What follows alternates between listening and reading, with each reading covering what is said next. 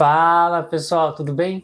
De volta aqui no canal Fisicando Fácil. Você que está chegando agora, seja muito bem-vindo. Meu nome é Guilherme Polo, gravo videoaulas aqui no YouTube a parte de Física e Mecânica dos Fluidos, tá? Essa playlist especificamente é sobre Mecânica dos Fluidos, uma playlist teórica e com aulas também de exercícios, tá? Estamos gravando a aula de número 40 e como você acompanhou aí do nosso título do vídeo, a gente vai falar sobre tipos de condutos, raios e diâmetros hidráulico e rugosidade relativa, tá? Dando sequência aí na parte de escoamento de regime permanente, tá bom? Então, você aí que já tem um interesse sobre esse assunto, já aproveita, se inscreve no canal Fisicando Fácil, tá, pessoal? Isso é muito importante. Também ative o sininho de notificação para você não perder os próximos vídeos que eu solto aqui no canal Fisicando Fácil, tá? Aliás, ó, já vou te dar um spoiler aí, que os próximos vídeos aqui do canal Fisicando Fácil dessa playlist tem relação e um complemento dessa aula de hoje, tá? Tanto teórico como com resolução de exercícios, tá legal? Então não vacila para você aí não ficar sabendo quando eu soltar esses novos vídeos, tá legal? Então já ativa o sininho aí que é muito importante, tá bom? E também se você depois no final achou que essa aula foi útil para você, você gostou do vídeo, te ajudei de alguma forma, não se esqueça de deixar o seu like, tá, pessoal? Essas 3 etapas é muito importante, que aí eu consigo entregar esse conteúdo para mais pessoas, tá? E aí, além de me ajudar, você também está ajudando outras pessoas que talvez estão com dificuldades, estão com mais dúvidas nesse conteúdo, tá bom? Então, pessoal, vamos para a nossa aula de hoje? Galera, seguinte, né? Então, primeira coisa que a gente tem que se perguntar é o quê? O que é um conduto, né? Então, pessoal, um conduto, ele é toda estrutura sólida, né, que possui um objetivo de transportar um fluido, seja ele compressível ou incompressível, tá? Lembrando, pessoal, fluido compressível, o próprio nome já diz, é aquele que a gente consegue comprimir, ou seja, aquele que é, por exemplo, no caso, os gases, tá? Os incompressíveis, os que são fluidos incompressíveis, são aqueles que a gente não consegue comprimir, no caso, os líquidos, tá? Então, serve tanto para esses dois tipos de fluidos, tá? Então, é toda estrutura sólida que tem esse objetivo aí de fazer o transporte desses tipos de fluidos, tá? Nós temos 2 tipos de fluidos, nós temos 2 tipos de condutos, né? Os condutos forçados e os condutos livres, tá? O que são os condutos forçados, pessoal? Condutos forçados é quando o fluido preenche toda a sua face interna quando está em movimento. Ou seja, a gente vai ver aqui na ilustração, até trouxe para você, um caso de fluido forçado. Aqui a gente tem uma tubulação, uma estrutura sólida forçada, de conduto forçado. Por quê? Porque você percebe que, no caso aqui, o que está em azul, vamos dizer que fosse uma água, tá? Um fluido incompressível, ele toca em toda a superfície dessa estrutura, tá? Então ele preenche toda essa face interna da tubulação, dessa estrutura, tá? Então isso aqui no caso é forçado. Já o conduto livre, pessoal, é quando o fluido em movimento deixa uma superfície livre. Ou seja, quando você está lá numa estrutura e vê uma estrutura sólida e você percebe que ela não está totalmente preenchida, toda a face dela, com isso aqui em movimento, né? Vamos supor que a água aqui está passando nessa estrutura, ela não toca toda essa camada. E aí a gente chama de conduto do tipo livre, tá legal?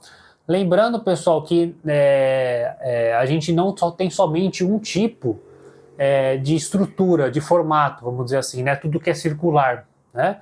Por isso que eu trouxe aqui também um exemplo de conduto livre não circular, tá? Que é esse formato aqui, tá legal?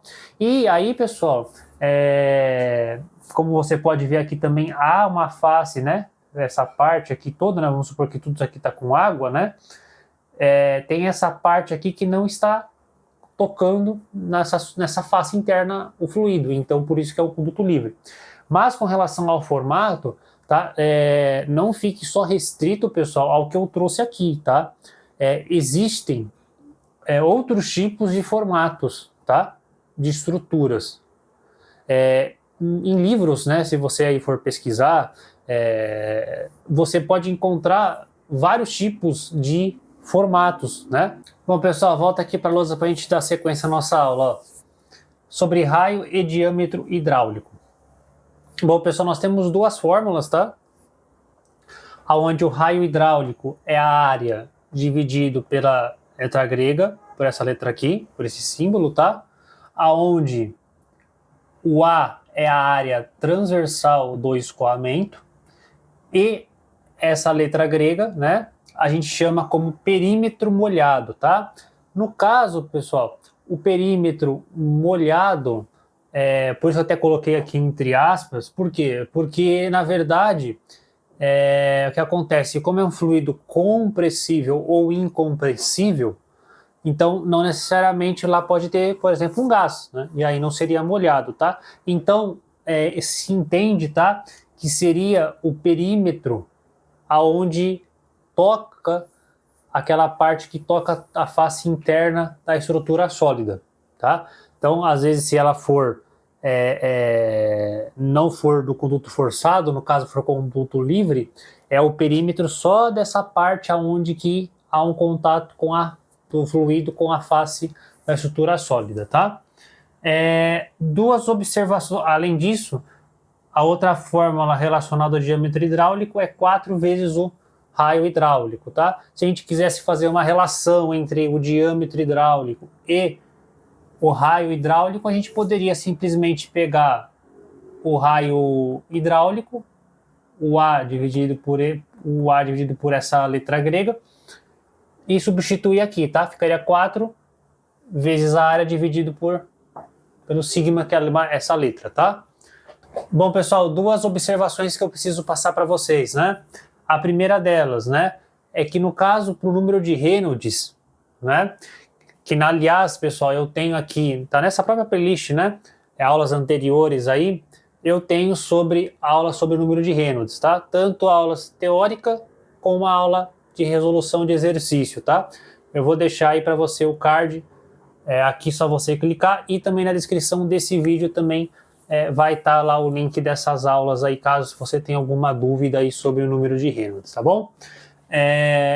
Então, para o número de Reynolds, no caso da seção não circular, deve-se trocar o D por diâmetro hidráulico. O que ele quis dizer? Lembra que eu falei lá no começo da aula que a gente tem vários tipos de formatos de estruturas sólidas, não necessariamente só é circular ou não circular, existem várias fórmulas, né?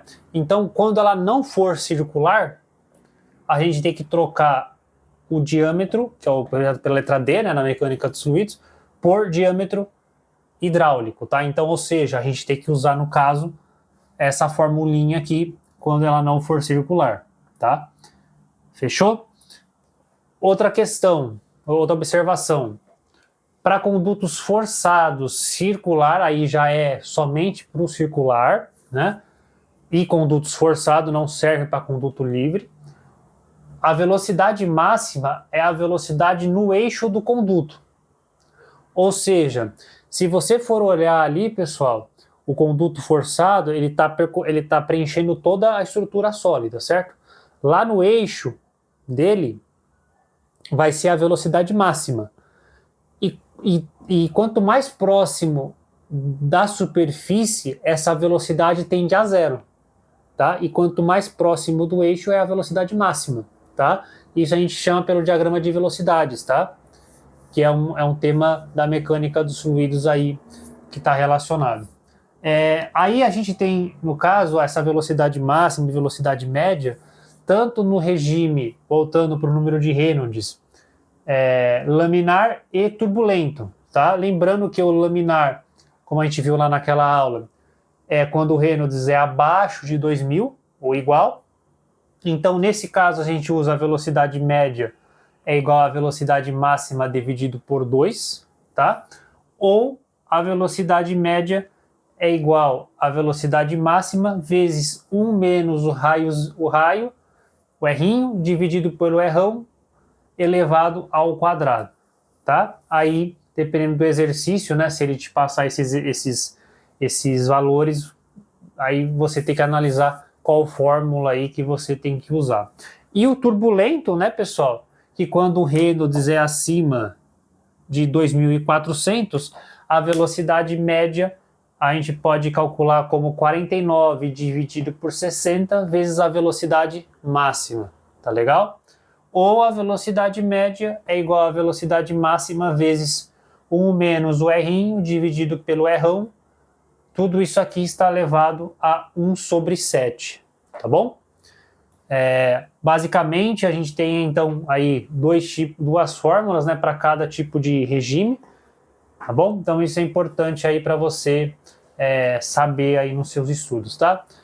Bom, pessoal, então vamos lá então falar um pouco sobre rugosidade relativa.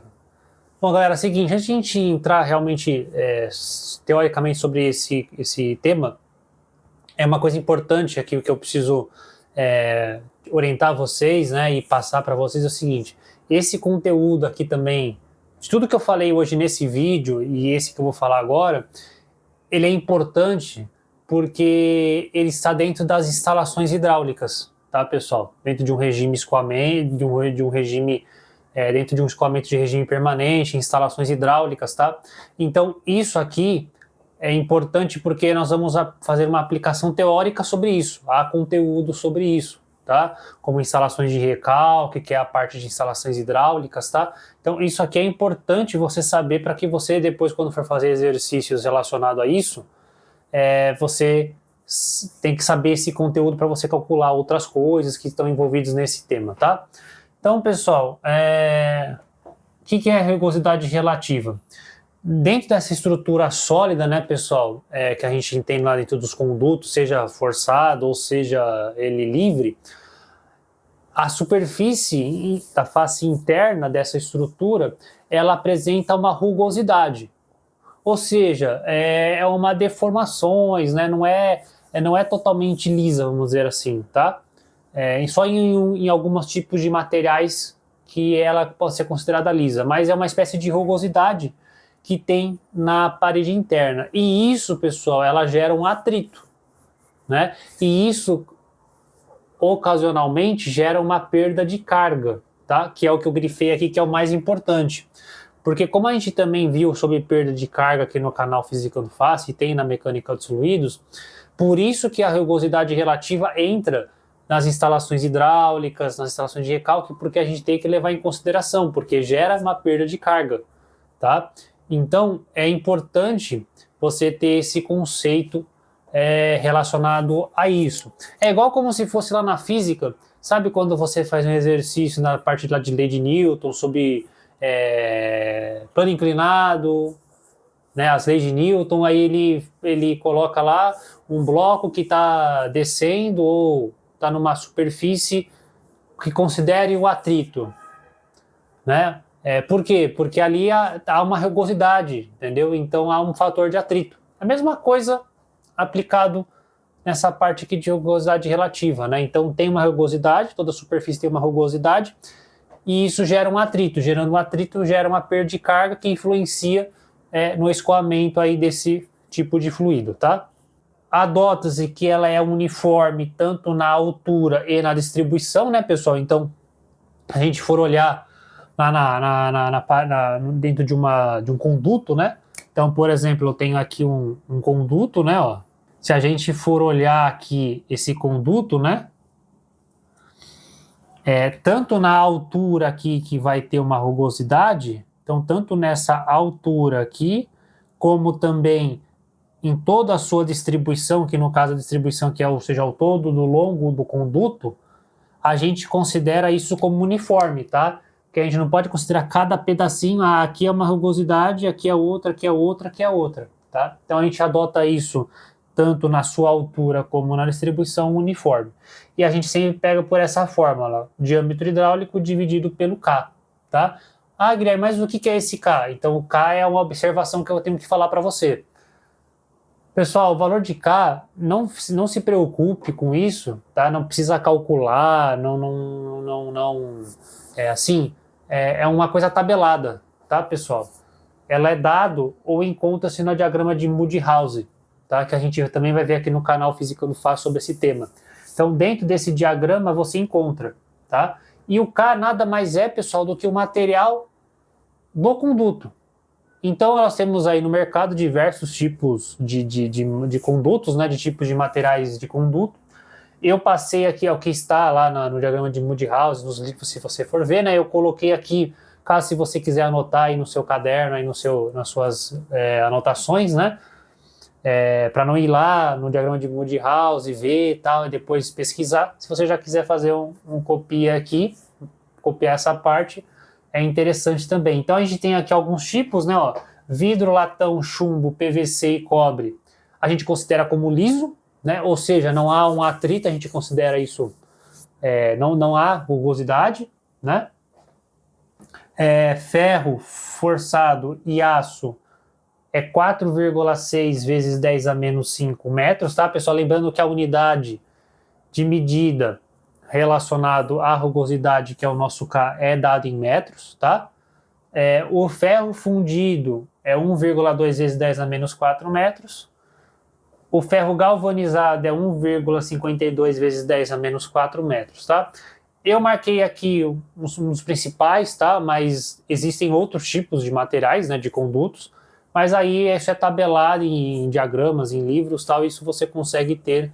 Não fique muito preocupado em decorar também isso, porque num exercício provavelmente ele vai te passar isso, ou o material do conduto, ele vai te falar qual que é o tipo do material do conduto, ou se ele tiver que calcular, ele vai te dar outros valores, né, outras incógnitas que fique somente com o K para ser calculado, tá? Bom, pessoal, basicamente é isso. A nossa aula de hoje fica por aqui, tá? Eu espero aí ter ajudado vocês aí nos seus estudos. Então, como eu falei, se você gostou, esse vídeo foi útil, deixa o seu like, tá? Eu vou ficando por aqui. Um forte abraço e até mais.